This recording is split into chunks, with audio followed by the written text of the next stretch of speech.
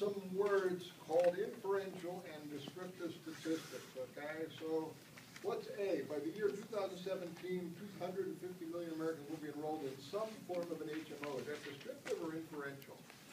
Inferential. Inferential. Inferential. I'm trying to make a projection. I'm trying to infer something. Let's look down to D on that one. According to a survey of 3,000 households across the United States, the median household income for all U.S. households where the head of households is 25 to 34 is $35,888. Is that inferential or descriptive? Inferential.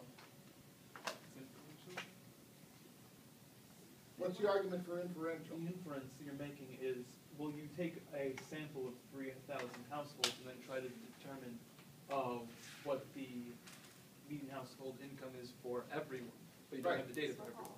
So I know what the median household is for the 3,000, right? But when I said I want to infer the median household for all, okay, I'm doing that leap of faith that says I have a good sample and I'm inferring, okay, great. How about let's look at a couple in the next column, which is qualitative and quantitative. Number of bicycles sold in 1 year by a large sporting goods store. Quantitative. Quantitative, it's a number, right? I'm going to count the number of bicycles, okay? How about,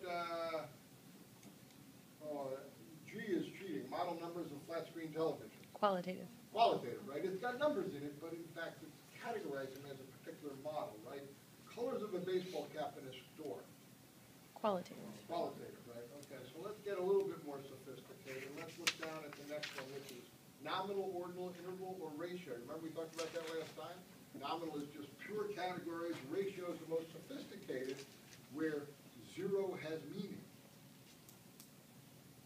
All right. Let's look down at, well, D. How about D? Temperatures inside 10 refrigerators. Interval. Interval, right? Intervals are always the same, but zero has no meaning. The ratings of 8 local plays where the rating categories are poor, fair, good, or excellent. Ordinal. Ordinal, right? Ranking, certainly excellent is better than poor. Religious affiliations of students. Nominal.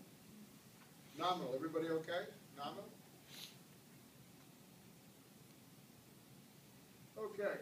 Classify each sample as random, systematic, stratified, cluster, or convenience. In a large school district, all teachers from 2 buildings are interviewed to determine whether they believe students have less homework to do than in previous years. Excuse the typo.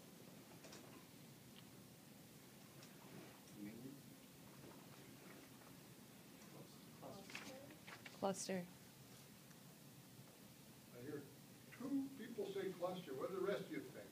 Cluster. You'll have to actually have the original thought next Tuesday when the quiz comes. Cluster, right? We picked certain schools from the school district, and we interviewed everybody. Okay. Let's slide down a little bit more here. Every 100th hamburger manufactured is checked out to determine its fat contents. Systematic. Systematic, right? We got this idea of every 100th one, right? Every 10th one. Let's see. Asking of each member of our class how much they spent on registration, textbooks, and supplies this semester. Convenience. Convenience, right? There's nothing really scientific there. It's just I need the answer. The best one I can get quick is who I can touch, who I can talk to. Okay, let's slide down a little bit more. Observational survey, design experiment simulation, or observational study, design experiment simulation or survey. How about let's look at B. Well, that's not, we use that one, okay. How about A? Subjects were randomly assigned to 2 groups. One group was given an herb, the other group a placebo. After 6 months, the numbers of respiratory tract infections contracted by each group were compared. Designed experiment. It's an experiment, designed experiment. We're trying to influence, we're imposing ourselves on the structure of the experiment. ABC News interviews 2,500 people across the country to estimate the president's job approval rating. Survey. Survey, right? People were asked